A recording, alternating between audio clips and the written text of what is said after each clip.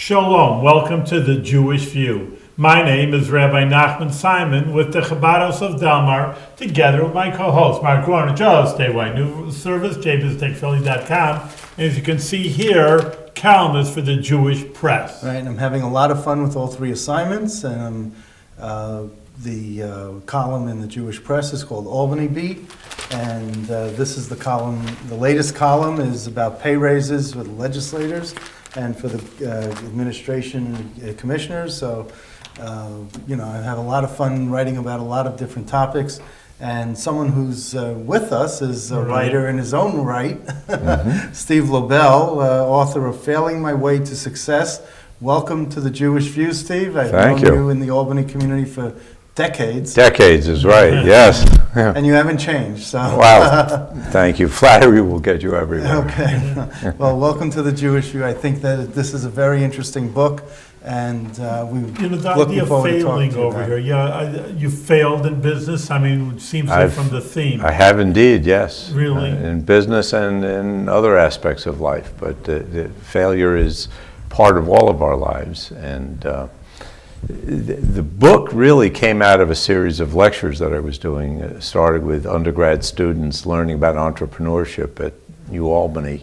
You're a professor there? I'm not. Well, I was actually an adjunct professor for many years in one of my careers. But I was asked by a professor many years ago, over 30 years ago, to talk to his class about my experience in business. I had just, at that time, just opened my first of my own businesses. It was called the Cheese Connection.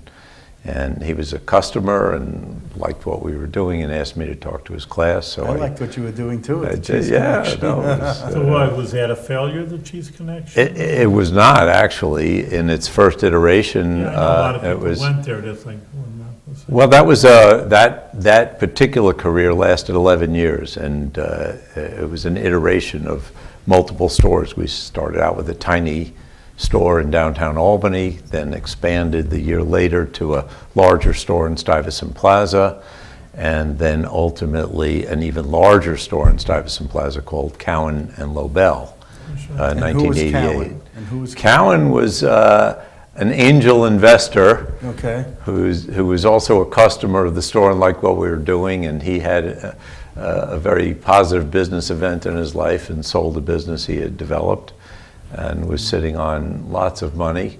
We shared the same accountant, and I was looking to expand my business. So that's why he got top billing. And well, actually, it was the right flow of names. Right, I know. Truthfully. That's how Lobel and Cowan didn't have the right. No, it doesn't have the same flow. Cowan and Lobel was. So why did you close up after 11 years? Well, I didn't close it. Failure.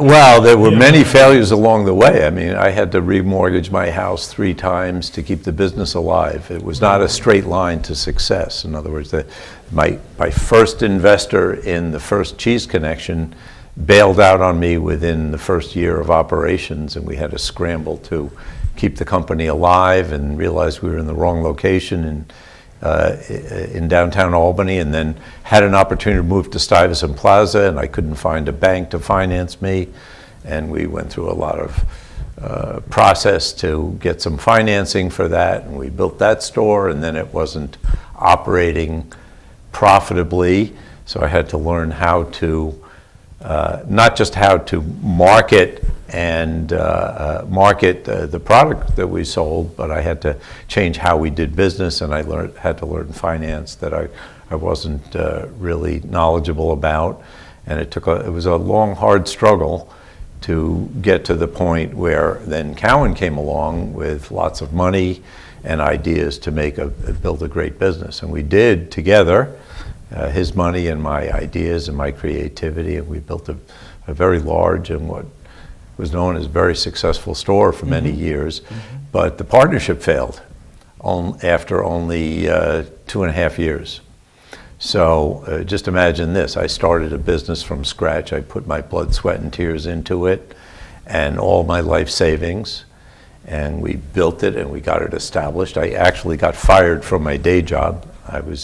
Had another job. The cheese business was only intended to be a part-time venture, but as I was in the process of building the first store, I, through my own fault, got myself fired from my day job. Which was? I was at Stuyvesant, State Photo Supply. Okay. We had stores, 6 stores throughout the region. Okay. And one of them had been in Stuyvesant Plaza, which got me acquainted with that shopping center. But yeah, so I had 2 children at home. My wife stayed at home raising our children until they were in school. So we had one income, and I managed to lose it at a time when I was now trying to start another company.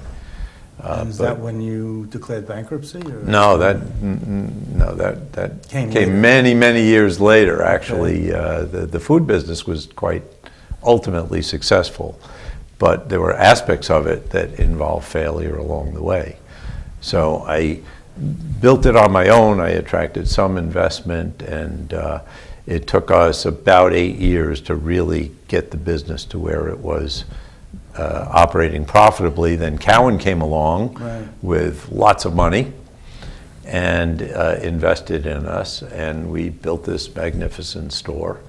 And then he and I, the first year was great, the honeymoon, and then we started to disagree on aspects of how the business should be run. And so we opened the store in October of 1988. And January 1st of 1991, I was literally forced out of my own business. So I basically was forced to sell the remaining part of my interest to Cowan. I really didn't have a choice in the matter. And then found myself, without a job. And I didn't make enough money in that deal to support my family. My wife had also worked in the business, and as a result of my losing my ownership, she lost a job. So the 2 of us, we had children about to go to college. Wow. And we lost our income. So I was kind of desperate for another business, and with a friend, we sought out a business broker. We found a business in screen printing and embroidery, T-shirts, caps. In Saratoga, and against better advice of all our advisors, legal and financial and otherwise, we were determined to buy the business, and I was quite arrogant in my self-belief that I could fix anything. It was a good business but had some trouble, and we just didn't have enough capital. We threw everything I had into it, and it took 20 months to lose 20 years of wealth that I had accumulated, and forced us into personal bankruptcy. That was in 1993. And we were literally padlocked out of a factory.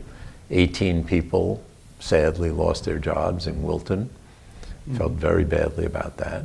And it was quite a challenge that we faced.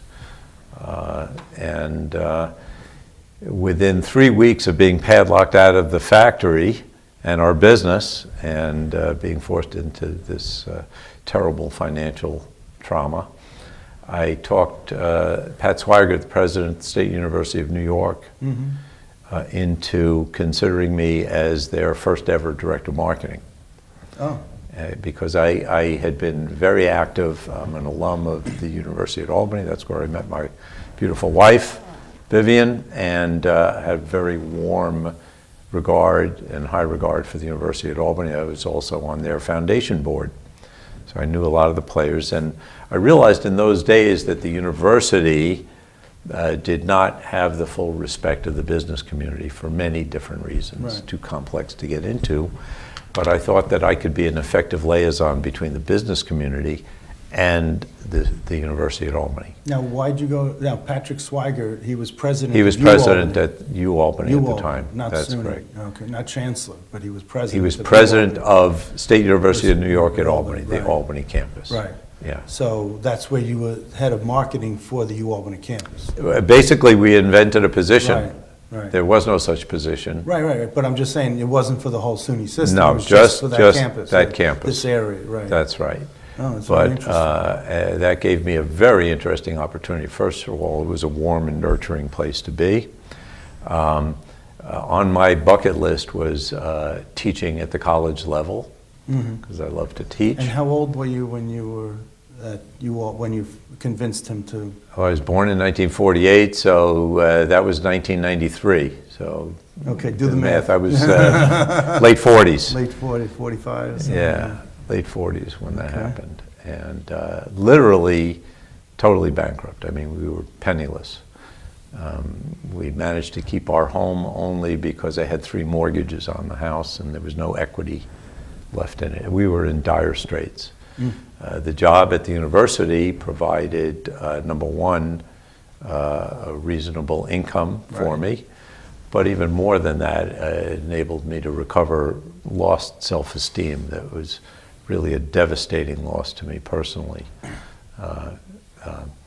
And I realized that I was really solely to blame for my problems. It was, I don't wish to point the finger at anybody else. It was nobody's fault but my own. And did you find you had to go to counseling to? I did realize all indeed, this? yes, of course.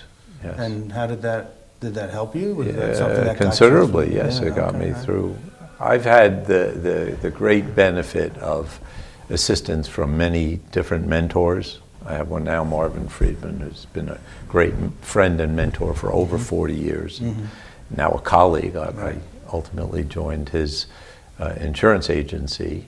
So for 20 years, he's been a true mentor in the insurance business, but also just a fine example. How did you go from the university, you may have skipped one step, go from the university to the insurance? Yeah, good question. Well, there's something in between too, isn't there? No. Well, it was, so it was, I actually went to law school for a year and flunked out of law school. Yeah. That was another failure.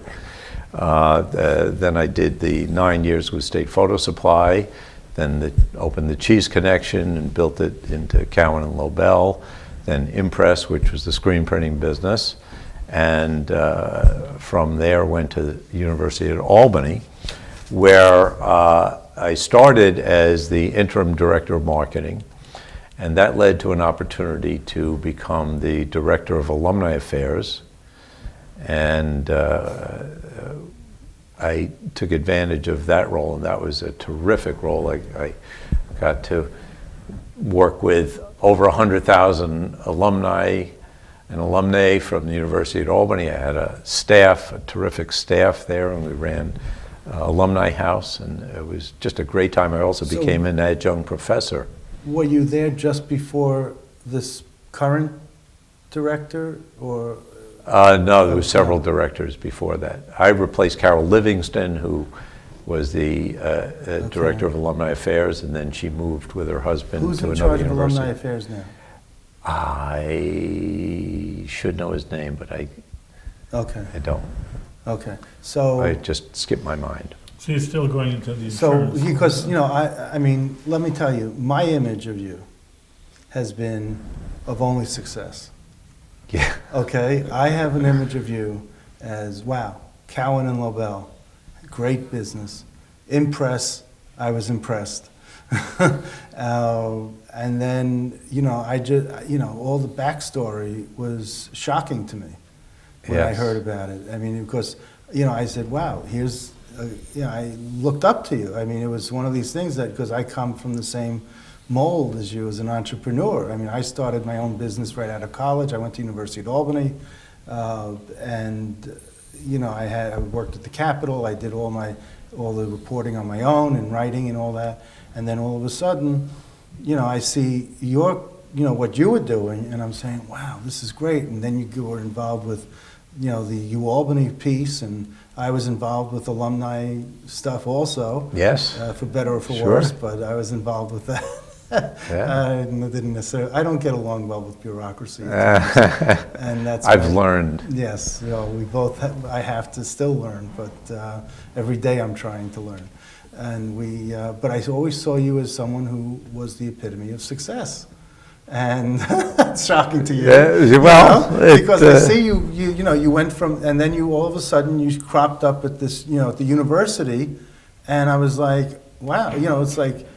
And I remember the day you gave me your card and you said, call me or whatever, and the next thing I know, then you're over at Alumni Affairs, and I put together this alumni event for the college radio station, WCDB, WSUA. Oh, sure, yes. And that attracted over 200 people, and I thought that would give Alumni Affairs an idea of how to better, gather alumni for homecoming weekend. It fell on deaf ears. I mean, this was one of the most successful. We attracted 200 alumni from 11 states to come in for this radio reunion, and went down memory lane, and then everything just kind of fell apart. But, that's one of those things with bureaucracy and institutions. It's always a challenge when you're dealing with lots of different people and different agendas and so forth. Exactly, and that's what it was. And it was also at the time, I think that there was a 90, maybe it was 90, 93, that there was a fight over who controls the list, the powerful list.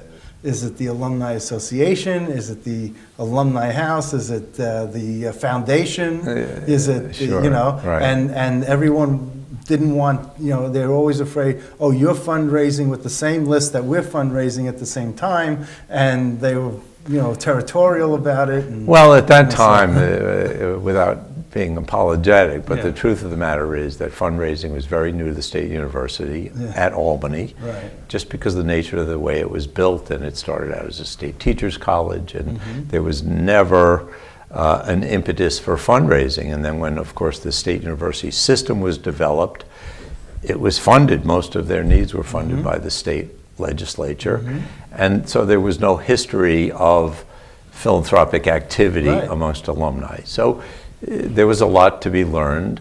They've since come a long, long way, and they're very effective now these days. I offered my talents early on, and they just rejected it as an alum. And maybe it was because of my personality, because I don't get along with bureaucracy. I'm more of an Elaine Caballeros type, where let's do it, let's get it done. We know what we want to do.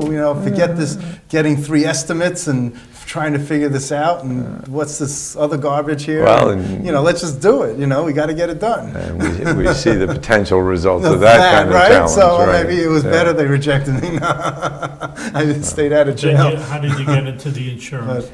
Well, as I said, the founder of Anchor Agency, Marvin Friedman, has been a friend and mentor for over 40 years. One of the first people that we met, my wife, actually, I met him through my wife, who babysat for his children. And then we were sort of adopted by Marvin and a group of friends of his, lovely people, and they invited us to their parties, and they welcomed us to Albany. And so we decided to stay and make our life here in Albany. But how did you go from being with Alumni Affairs and then all of a sudden saying, we've had enough of this, and now I want to do insurance? In my heart of hearts, I'm an entrepreneur. Right. Okay, the job that I had at the university, I absolutely loved and would have loved to have stayed. I have a bachelor's degree in English. Right. I was in a position, and I actually had to survive a national search to earn the full-time position as Assistant Vice President for Alumni Affairs. Okay. But I still just had a bachelor's degree. So I got the job, I got the assignment, but I realized that if I were to advance at all at the academy, I would need better credentials, better academic credentials. I got a job as an adjunct professor, started it in a freshman marketing class, and ended up in teaching marketing management in the MBA program, and loved it. I started looking at how do I get more academic credentials, either an MBA or a PhD, and I was very serious about it. And just by random, always being close to Marvin, we were having breakfast one day and just discussing life and business and what have you. He said, why don't you come work for me? Well, he didn't say that directly, but out of the conversation came the realization that perhaps there was an opportunity here for me. I was also looking at the university just because I did want to go further with my life. I wanted to do other things and have more responsibility. And so it was the university, which I loved. What was tugging at me is the world of business, which is really, after all, a business person. And my conversation with Marvin spelled out to both of us that perhaps there was a potential fit for me in his insurance agency and within the world of insurance. Now, selling insurance, frankly, was probably the last thing on my mind as a way to make a living, by far. However, when I started thinking about it with some maturity, I was now in my late 40s, and started analyzing and thinking about, one of the things I talk about in the book is it's important to know yourself. What are your skill sets? What are your core competencies? What do you do extremely well that maybe puts you ahead of the crowd? And the bottom line for me is I'm very good at building relationships. I have integrity, I'm trusted, and that's the core values that are important for insurance. Plus, because of my business history and all the people that I've come across, and a lot had to do with my philanthropic activity, Board of Jewish Family Services, Board of the Federation, and so forth. I was very active in the philanthropic community.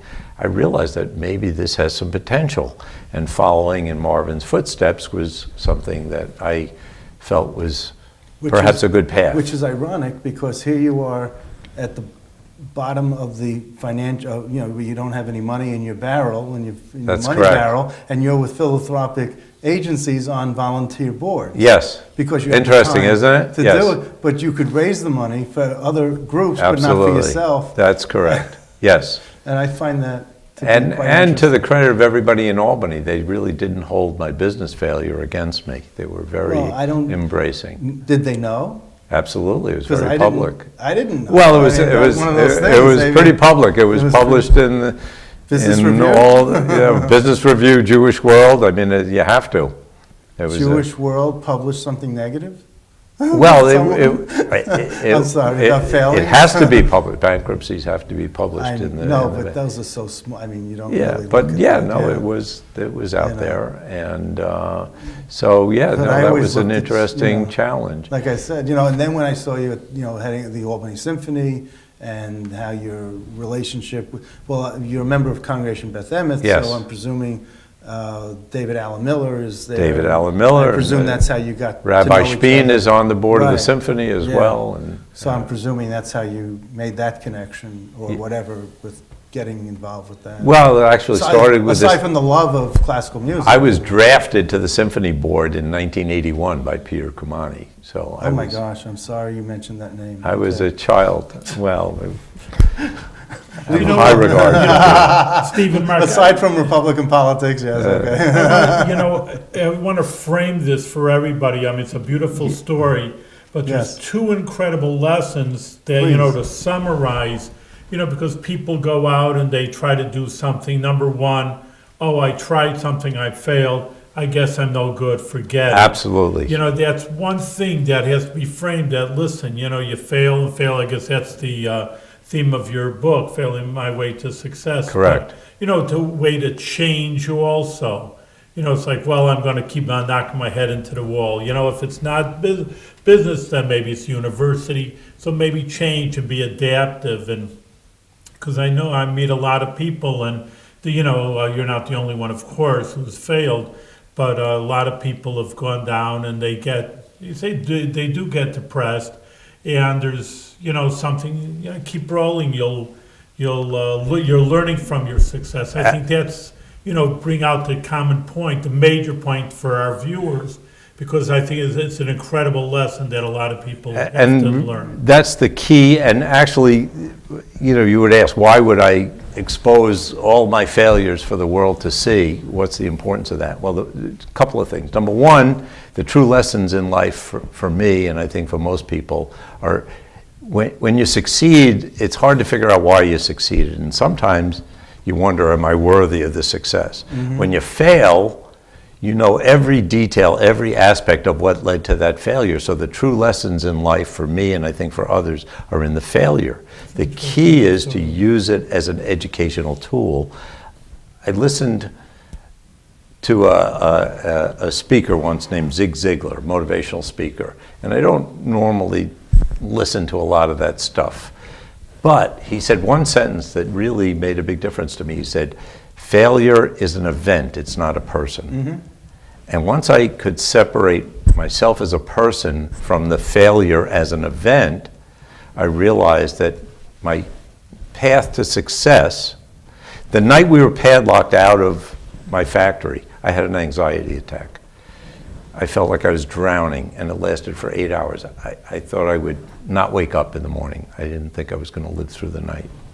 I woke up the next morning, and it was spring, and the sun was shining, and I said, you know, I got to get out of this mess. And the only way to do it is one foot in front of the other. And make each day going forward incrementally, even fractionally better than the day that went before it. And that's what I sought to do. It was that evening that I went to the fundraiser, met the president of the University at Albany, and literally solidified my ability to get that job. It taught me about myself. The other thing that I have to say that's really helped me and saved me was, and you mentioned it briefly, even in the depths of my failure when I was penniless, I gave back to the community philanthropically. You can be a philanthropist and be broke, I think. It's what you give of yourself to others. It could be time, it could be money, it could be influence, whatever it happens to be, there's always an opportunity to give back.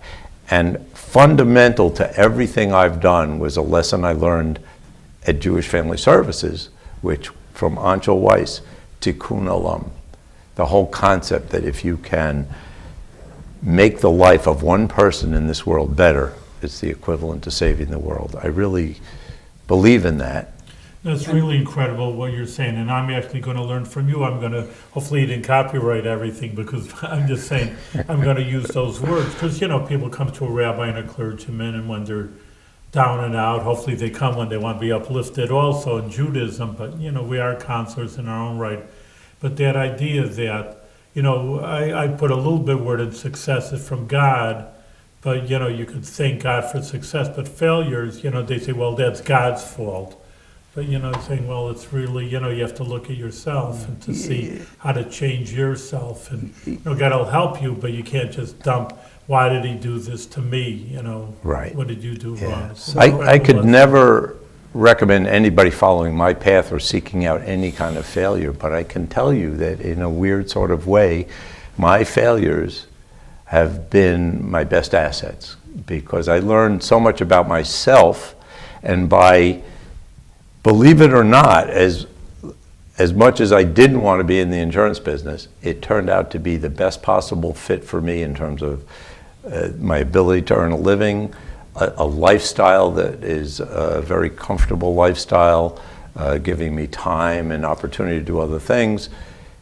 It fits my personality better than any other thing. With this book, you can be a motivational or inspirational speaker. I mean, you can go on that circuit. I mean, because this book really brings out something in people that, you know, makes them feel worthy. I hope so. That's my greatest wish. Yeah, and I have a feeling that, you know, if you wanted a new career, you can go on that circuit.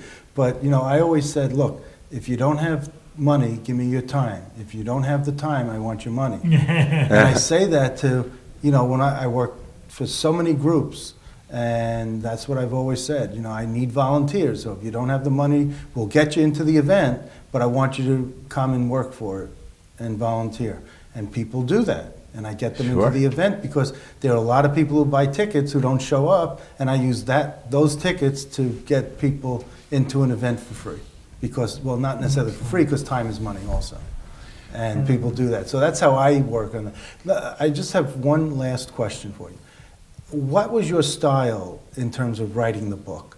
How did you have a lot of notes? Did you put, everyone I had a their own great style. deal of assistants who have to be acknowledged. First of all, Paul Grondel, who's a terrific writer. And Paul and I worked for almost 3 years on the main manuscript. And basically, I mentioned that this came out of a lecture that I've given. So I can literally speak in front of a classroom for 3 hours or more, which is what I did. And I spent hours and hours working with Paul and telling him my story. Okay. He took my words as a great writer and reporter and turned them into a manuscript. It was a very long Okay, manuscript, so it wasn't- hundreds of pages. So it was you verbalizing your thoughts to him? Absolutely, And then credit he where turned it due. into this? Well, he turned it into the original manuscript. and Then then- I read the manuscript, Right, and I said, okay, remember, it's my words, it wasn't Paul's. sure. It wasn't ready to be a book, and it was way too long. Uh-huh. I then engaged the service of a dear friend of mine, Tim Cahill, as editor. And Tim and I spent over 2 years Okay, going through every word Right. and editing, and we turned over 250 pages into about 110, Right. realizing that I'm unknown. I mean, who knows me outside of a few people in this community? I would not want to impose such a big text, and I figured if I handed you a 250-page book and you didn't know me, are you going to read it? Chances are not. even if I knew you? No. If you look at this, Yeah. what most people say when they receive it is, oh, I could read that on the train. Right. And which is exactly, it's, a train ride to New York City and you're done. Well, I look at it and say, you didn't fail so much because it was too thin. It's like, I was hoping for more failing stories. Well, I'm not dead yet, so. Well, anyway, but when you got into the insurance business, you really had to take exams and you had to It was a do long all that. haul. Right. Oh, yeah. It wasn't, I don't It want took people me to think 6 that- years, over 6 years, to get- learn the technical aspects of the business, to learn the nuances of the business, to get people to trust me in this business. People know and trust me, Right. but That's they didn't why know they whether I have was to give you selling money. cheese or Right. T-shirts or asking for money for the Alumni Association. They didn't, well, what are you doing now, Lobel? That's right. So it really, insurance, you've got to have a lot of trust in your insurance agent. Right. But it's got to be based on experience Right. and knowledge, And and so because they I give had to them all their accumulate money, that yeah. stuff first. So with me, the people have said, and I don't know if you were one of them, but people have said every 6 months, I have a new business card. Because I'm always doing a new business, I'm always doing something new. Exactly. And Well, after a while, it becomes a challenge. It becomes funny. So now what I did, though, was I converted all this experience, and I actually built my success in the insurance business by working with young entrepreneurs Right. starting emerging technology companies. Okay. And I went to them. There was no money in it for me, but there were dynamic, young, brilliant people Right. building businesses, and I wanted to be part of that. So I got vicarious pleasure out of it. And by the way, the companies that I chose to be my clients, I was able to offer them much more than insurance. It was advice and mentoring So about you business didn't and take life. stock in the company for them? I do now. I now I'm an angel investor. Okay. But no, at that time, you can't take stock. You'd have to buy it. I didn't have any money Well, to invest. no, but okay, because I worked with Bob Schwartz on a couple of my business dealings with Yeah. statewide news Yeah. service. So I know That's about the different stock situation. end of it. Yeah, Insurance okay. works differently than Okay. that. So- But I And now Bob wrote- invest. and Bob wrote a blurb for your book, and Karen Hitchcock wrote a Yes. blurb for your book, And and David- David Allen Miller. So when you write your next book, maybe I'll have the honor of writing a blurb. Well, the next book is going to be about other people's stories. Other people's stories? I Yes. have my book, and you can write about my story and my What failures. about the failures? I have a lot of failures too, We all do. We all do. Right, Steve, so. it's very good. I'm going to read the book, and I hope you do. everybody else does also, because everybody has bumps in the road, and and a lot of people get down on themselves, and they just don't. Yes. This is just another way to pick themselves up I- and even go. That's further. my greatest hope. Yes. I just feel Excellent. it's attitude that's really leads to the success part. That's a perfect word. I have a big sign over my desk that says attitude is everything. And if you think about it, among all the things in our life, the one thing you can control every day is your attitude, Yeah. more than anything. Excellent. On that note, Okay. over here, we have to say goodbye, and we'll come Steve, back. yes. You're going to come back with your new book, and All right. we'll have a new review. But great success Thank you. without any failure. Over here. Continued success, yes. Thank you.